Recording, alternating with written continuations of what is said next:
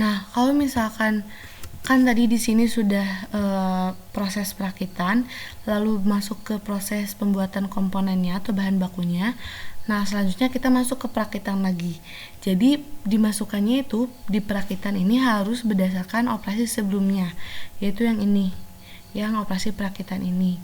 Kenapa tidak yang ini? Karena ini kebutuhan komponen yang disesuaikan dengan bahan baku yang diinginkan atau bahan baku yang harus ada sesuai dengan jumlah komponen. Itu jadi kalau kalian masuk ke perakitan lagi, berarti ini hasilnya 33 tetap. Karena ini ngitung dari yang ini. Atau kita masukkan aja sama dengan yang ini. Lalu masukkan scrapnya. Terus kita hitung rumusnya, bahan yang diinginkan dibagi 1 dikurangi dengan scrap. Kayak gitu. Nah, yang ini berarti yang ini. Nah, kalau misalkan contohnya di sini scrapnya itu ada 10%. Ini contoh ya. Kalau kalian mengerjakan harus sesuai dengan PPO yang sudah dibagikan oleh ASDOS. Ini misalkan 0. Nah, ini kita mengetahui bahwa jumlah bahan yang harus disiapkan itu 36,7. Nah, di sini kita masuk lagi ke proses komponen.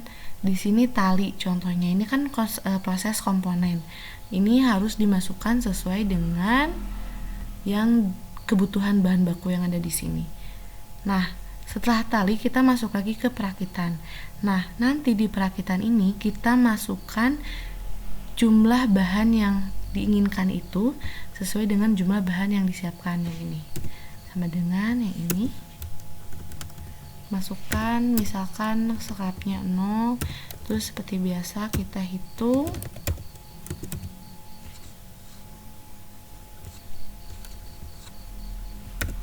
Nah, seperti itu ya. Jadi saat proses pemasukan bahan-bahan yang jumlah bahan yang diinginkan dan jumlah bahan yang harus disiapkan, kalian harus teliti di dalam prosesnya gitu. Ini memang urutannya itu sesuai dengan operasi, tapi sesuai dengan OPC atau PPO, peta proses operasi. Tapi kita juga harus mempertimbangkan ini proses komponen yang harus disesuaikan dengan kebutuhan bahan baku yang ada. Seperti itu ya. Nah, setelah menghitung jumlah bahan yang diinginkan dan jumlah bahan yang disiapkan, setelah itu kalian hitung efisiensi mesin. Nah, di sini kita menggunakan efisiensi mesin sebanyak 95%. Jadi, efisiensi mesin ini adalah faktor efisiensi kerja mesin yang disebabkan adanya persiapan mesin sebelum digunakan, atau misalkan waktu perbaikan, maupun hal-hal yang menyebabkan terjadinya waktu tunggu, di mana harga umum yang diambil dalam hal ini berkisar antara 80% sampai 95%. Ini menurut Pari Pradharma.